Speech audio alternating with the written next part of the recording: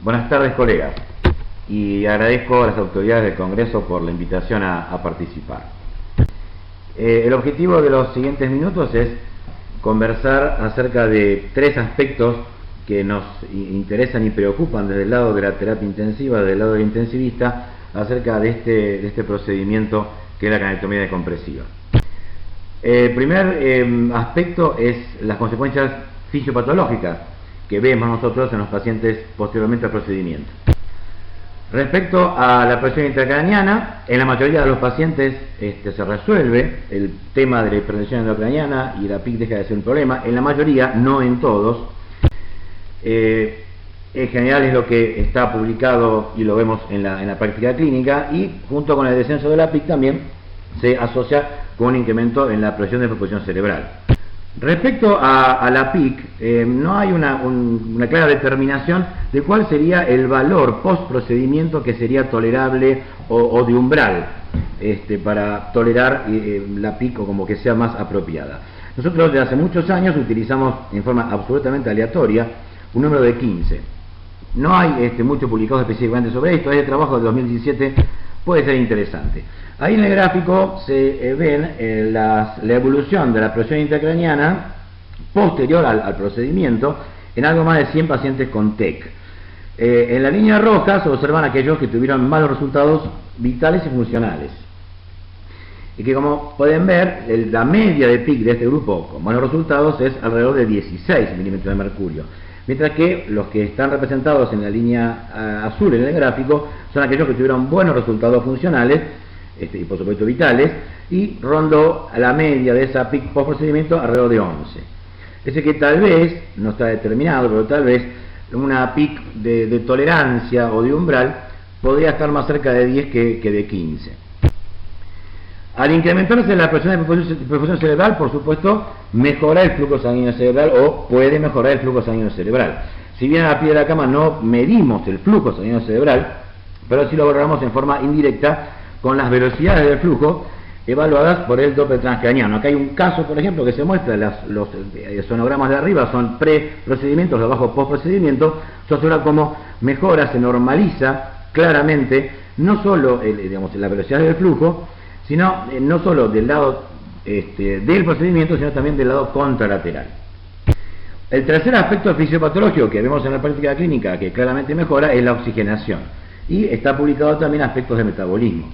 Con respecto a la oxigenación, tanto con presión arterial de oxígeno como saturación igual de oxígeno, muestra cómo esa relación disponibilidad-consumo se tiende a optimizar posteriormente al procedimiento. Lo mismo que en estudios de microdiálisis cerebral, cómo mejora las relaciones de los distintos mediadores y sustancias que se miden en el tejido intersticial. Todo esto, además de estar publicado, lo vemos en la práctica clínica. Realmente la mayoría de los pacientes mejoran no solo la presión intracraniana, sino también los demás parámetros fisiopatológicos que hablábamos antes. Como vemos habitualmente en la práctica clínica, les decía, con el monitoreo multimodal que utilizamos nosotros, sistémico neurológico, desde hace casi 25 años en todos los pacientes con TEC severo o moderado o potencialmente severo.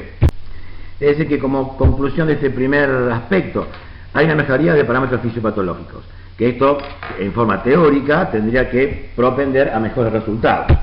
Además, el control de la presión intracraniana en la mayoría de los pacientes permite un menor uso de terapéuticas para la hipertensión endocraniana, que, como todos sabemos, todas las terapéuticas médicas para la hipertensión endocraniana son por sí mismas riesgosas o pueden serlo para el mismo parénquima cerebral. El segundo aspecto es, si realmente mejora los resultados. En esta última revisión Cochrane de Sauquillo, la actualización que publicó el año pasado, refuerza en sus conclusiones de alguna manera lo que ya sabemos, que hay altas probabilidades de que mejore la sobrevida, pero que los resultados funcionales son dudosos o inciertos. Evidentemente, como es lógico, en esta revisión Sauquillo gira básicamente alrededor de estos dos estudios, dos grandes estudios actualizados que por muy conocidos no me voy a detener en detallarlos, pero sí quisiera hacer hincapié en un aspecto en particular. El de arriba, el de Cooper, que es el DECRA, es el más antiguo, no muestra, en los pacientes y características del diseño, no muestra un escenario usual, o sea, de la vida diaria, de la vida cotidiana. No solo porque el procedimiento quirúrgico es extremadamente agresivo, más agresivo de lo habitual, es canectomía fronto-parieto-temporal bilateral simultánea, sino que además los pacientes prácticamente podríamos decir que no tenían hipertensión endocraniana. Por lo tanto, es difícil hacer una validación externa de este trabajo porque no representa un escenario que se vea en la práctica clínica usual. El otro estudio un poquito más reciente es el Rescue ICP del Addenbrooke Hospital, o dirigido por el Addenbrooke Hospital de Cambridge. Bueno, aquí los procedimientos quirúrgicos fueron los usuales, ¿no? Bifrontal o frontoparieto-temporal unilateral. Y además, con respecto a lo que es a la hipertensión endocraniana de estos pacientes, tenían una hipertensión endocraniana un poco más sostenida, que no respondía a determinadas terapéuticas médicas. Forzando un poquito el razonamiento, podemos decir que este trabajo sí muestra un escenario que puede ocurrir o ocurre en la vida real, que sería un paciente con hipertensión endocraniana de difícil control, aunque con una decisión quirúrgica bastante precoz.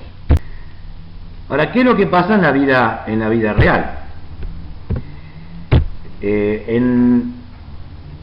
Hay muchísimas series de diversos países que muestran que efectivamente estos dos estudios, tanto el DECRA como el RESCUE no muestran un escenario específicamente correlacionable con la vida cotidiana, ¿no?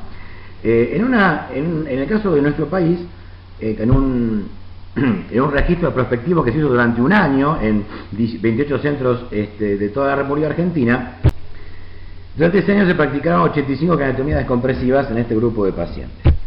El 21% fueron craniotomías descompresivas realizadas en el contexto de hipertensión endocraniana de difícil control, es decir, algo así como los pacientes Rescue ICP-like. Un 32% fueron también primarias, como primer gesto quirúrgico, pero casi la mitad también fueron primarias, como primer gesto quirúrgico, pero en el contexto de una evacuación de una colección extraaxial, en este caso en su totalidad subdurales. ¿Qué ocurre en nuestro centro, en nuestra institución? De 490 pacientes, esa es la N, 490 pacientes con TEC severo por Glasgow o TEC moderado por Glasgow, pero potencialmente severo por las imágenes tomográficas clasificadas según el Traumatic Coma Data Bank, se practicaron 205 craniotomías descompresivas. El 83% de estas fueron tempranas o primarias, o sea, primer gesto quirúrgico, pero casi la totalidad de ellas, correspondiendo al 67% de las craniotomías totales, fueron realizadas como primarias, como primer gesto quirúrgico, pero en el contexto de la evacuación del hematoma subdural. Y solamente el 17% se realizaron por hipertensión endocraniana de difícil control. Por eso resulta muy interesante, o nos parece muy interesante, el estudio que ya ha terminado de aleatorizar pacientes, que también dirigido desde el Addenbrooke Hospital de Cambridge, que es el Rescue Acute Subdural Hematoma, pacientes que ingresan con un hematoma subdural y son aleatorizados a una craniotomía, una evacuación simple o a una evacuación más craniotomía descompresiva. Realmente el escenario que, como vimos en nuestro medio, pero también lo pueden ver en las publicaciones de otros países, parece ser el escenario más usual y más frecuente. Por lo tanto va a ser muy interesante cuando obtengamos estos resultados, que supongo que en unos meses los podremos leer. El tercer y último aspecto son las complicaciones, ¿no? El sinking flap, la hidrocefalia externa, la hidrocefalia interna, las colecciones subgaleales, que muchas veces actúan o se comportan efectivamente como una colección extraaxial extradural, y todo lo que es el síndrome del trepanado, descrito por Cushing a principios del siglo pasado, con todos sus síntomas de trastornos de la conducta, alteraciones cognitivas, etcétera. Todas estas, digamos, no se conoce ni se conoce con precisión la fisiopatología, pero todo hace pensar que se trata de que al perderse la hermeticidad del cráneo empieza a actuar sobre el encéfalo y el contenido intracraniano, comienza a actuar una nueva fuerza que antes no actuaba, que es la fuerza de la gravedad. Y no solo en el caso evidente del sinking flap, sino también en todo el resto de las complicaciones dado que cambian las relaciones de presiones o los deltas de presión a la altura de los corpúsculos de Pacchioni y del espacio subaracnoideo. Por lo tanto, el líquido cefalorraquídeo encuentra dificultades para reabsorberse en forma normal. En los últimos años han publicado varias series de pacientes o análisis retrospectivos. No hay estudios aleatorizados, al menos que yo haya encontrado o que haya visto hasta ahora, que plantean que todos estos trastornos podrían mejorarse mediante la reconstrucción, dada la fisiopatología que se supone de la presión atmosférica, podrían resolverse con la reposición de la hermeticidad del cráneo. Una cranioplastia temprana a partir de la quinta semana. En todas estas series han mostrado cómo todas estas complicaciones e incluso los síntomas hasta con los cognitivos y de conciencia del síndrome del trepanado también mejoran después de la cranioplastia. Nosotros también hemos visto, en algunos pocos casos, una evolución. Estas complicaciones muchas veces prolongan el tiempo, la estadía en terapia intensiva, prolongan los días de asistencia respiratoria mecánica porque hay una lentitud en recuperaciones de la posibilidad de cooperación del paciente. Las pocas series de estas que yo les hablaba, las pocas series que lo comunican, han comunicado que no han visto un aumento, un incremento en las infecciones del sitio quirúrgico post-cranioplastia con este procedimiento, que es una de las complicaciones que tal vez, y con lógica, induce a esperar más a hacer esta plástica.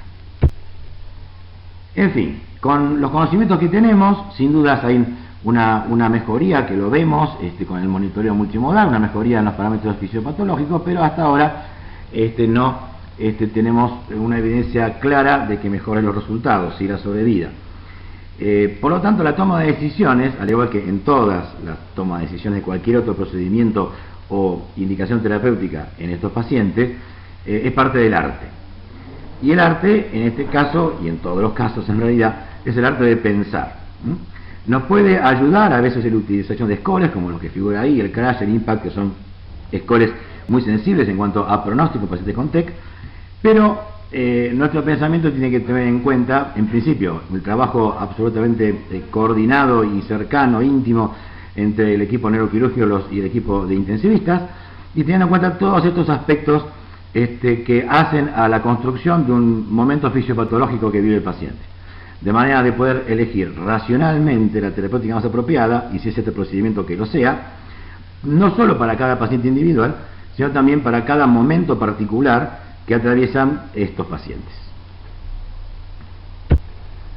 Este es nuestro hospital en la época de su inauguración, donde trabajamos desde hace más de 25 años en contacto muy estrecho entre neurocirujanos, intensivistas y neurointensivistas. Muchas gracias por la atención.